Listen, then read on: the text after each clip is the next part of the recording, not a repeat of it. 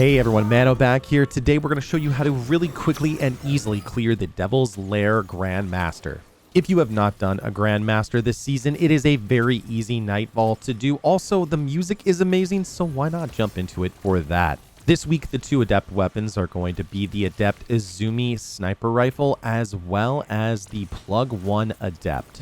Because there's no real new content coming until December, there is no better time to get ahead of the game, farm up some Ascendant Shards, get some Adept weapons, get everything that you need, or even prep before Witch Queen releases in February. So with that, let's jump into all the techniques, all the builds and things that you need to do to make this Nightfall an easy clear. If you like something inside this video, you all know what to do. YouTube is 16 years old. It's old enough to be thinking about that cute girl that's in math class that he probably wants to ask out but isn't quite ready yet. In any case, like, comment, and subscribe. You know what to do. All right, let's talk builds. Titans, we're going to be focusing on two main things for you, which is orb production and champion kills. Thunder Crash is really strong with the Curus of the Falling Star, as well as Middle Tree Sentinel Titan with Ursa Furiosa. It's really strong for teams that aren't so comfortable with all the ads shooting at you, and you can easily deal with them and build supers for your team. As always, using Aeon Gauntlets are going to be really strong, so you can build lots of heavy ammo, which is really effective at the tank phase. Warlocks, you're going to want to focus on using your rifts and your nades, especially stasis and turrets are very good. However, there is a little bit of a damage problem if you're dealing with the overload champions and using stasis on them. So having another option for them like Divinity, which we'll talk about here in a minute, is also really good.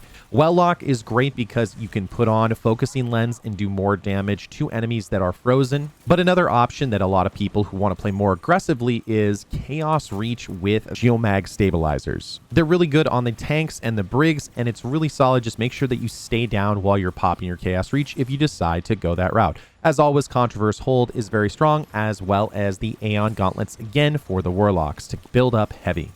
All right, Hunters, it's your time to shine. Just like last week, Bottom Tree Night Stalker can be really nice, especially with Omnoculus. You can constantly make your team invisible, which will allow you to go pick up ammunition safely, keep everyone protected. It's really nice. But if you want to use a more aggressive class, you can also use Stasis, or you can use Top Tree Night Stalker to make orbs for folks. Whenever you're using Stasis, use your Stasis super, especially when ads are spawning up, and you can deal with a lot of enemies before they even become a threat. As always, Aeons are really solid for every class in case if you want to use those. All right, let's talk weapons. As always, linear fusions are really strong, especially for the boss rush of damage. Snipers and blinding grenades are especially good for the large mobs of ads. As always, using exotic bows this season are really strong. Divinity and Ariana's Vow are also very strong if you use them in the right places. Divinity is really good, especially for overload champions that you want to deal with. Just make sure that your team is focused, communicating, and together so you don't waste all of that Divinity ammo. You're mainly using Divinity to take care of the arc shields as well as the champions. Don't necessarily worry about it so much on the boss, as you might lose a little bit of damage. I love Ariana's Vow, especially for this Nightfall, as you can keep your distance and you don't have to use auto rifles. It's very strong. It will also deal with almost every single one of these solar shields very easily and also from a distance. As always, these are just suggestions, and if you have an idea for a different build, go ahead, put it down in the comments down below so we can try it out. All right, let's get into the Nightfall itself to show you what to do. When you land, you have two choices. You can either fight all of these enemies at the beginning, or you can skip all of them. I'm going to vouch for the latter. An easy way to do this is just come over here on the left-hand side and run past everything. Make sure that your teammates are good to go. This next section is probably the most risky if you've got an Omnoculus Hunter. Have them throw down a smoke grenade, or if you're a Warlock, put down a grenade to heal your teammates as you go across. One easy thing you can do too is to stun the Overload champion. Go behind this train over here and then easily deal with him behind cover. Run into the factory and deal with the first champion. Nothing major here. Aegir's Scepter is actually really strong in this strike as well if you decide to not bring any other stasis classes, or if you just want to have some fun with ice as you're running through. Next area, go to the right-hand side door. There's going to be an overload there. It will spare you from a lot of the different enemies that are going to come up from the left-hand side. Once you've cleared that overload champion, you can just go through the left side and clear the rest of the ads. Make sure you watch this door here, as there will be a bunch of Thrall and enemies that will try to kill you. Aegir's or Stasis will work really well there. All right, next up, you're going to go into the next area. There is going to be an anti-barrier champ right here. If you can, make sure you get a finisher on him and then move immediately to cover. This next area is not challenging, but you can lose lives here if you're not paying attention.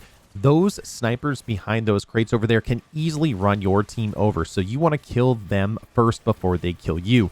Using stasis here is really solid because you want to kill all of the ads. Leave the overload champion so that if you need to, you can get some ammo. These other enemies are really easy to deal with. You just have to take your time and pluck away at their shields. Now, I do recommend that you go to the left-hand side here by the train. The reason I do that is because you can keep track of a lot of the enemies and their spawns. However, if you do want to play far more aggressively, you can go up onto that platform where the snipers were and just farm them there. I like this location because you can kind of funnel them towards you, and you can do it in a way that's mostly safe. You do have to watch out for a couple of things. Now at this point, if you've got a warlock that's got stasis, go ahead and pop it. You want to be dealing with those overloads as much as possible, and don't hold on to your supers. If you're a stasis warlock, actually get out there and use your super from time to time. Especially for warlocks, make sure that you put your wells down. That will help you tank a bunch of the different enemies and also deal with the champions a little bit faster. You'll need to watch out for the snipers that are going to be on the platforms on the left-hand side, but it's no big deal. If you're running Divinity, that will easily take care of some of these Arc Knights who can kill you really quickly if you're not ready. The big thing to take away from this is don't sit on your supers and just pluck away with ammo. Use your supers, but make sure that you're going to run to cover as soon as your life gets low. You don't want to be stuck out in the middle of nowhere and having your teams have to come and get you. Don't worry so much about getting finishers on champions in that room, especially because it's a lot of enemies trying to kill you at the same time. Instead, wait to go around into this room here. There's a champion around the corner that is easily dealt with and a couple of enemies that you can just blow through. Not very hard to get a finisher on this guy. Once you've killed that overload captain, head outside. There's a couple of things you need to be looking out for. There's an anti-barrier servitor to the left that's annoying, but also a bunch of enemies to the right-hand side that will snipe you from a distance, as well as over in this garage door area. As quickly as you can, clear these enemies out, but be conservative. Don't let them snipe you and waste a bunch of lives here. Once the opening enemies are taken care of, you can then choose what you want to do next. The Brigs are very, very annoying, especially because they don't have a critical hit spot. I'd recommend using a lot of grenades on those folks, and then when you're ready, take out the tank once the 2 Brigs are down. An easy way to do this is to put a well up at the top or put a rift and then just hide for cover. That way you don't have to worry about the walker taking you out. This is a little bit risky, and again, I do recommend doing this at a distance and with a well, but if you want to play more aggressive, just use a rift. The biggest thing is to shoot the legs so that he won't shoot you, and then you can easily take care of the walker and move on. Ager's Scepter is really strong here, again, because there's going to be a lot of easy enemies that you can take out. Also, there's going to be an overload champion that pushes a little bit on the left-hand side. Get a finisher on him and instantly get to cover. The snipers from the left-hand side of the area where the tank is can actually snipe you from here, so just be careful. There's another anti-barrier down in that pit over there.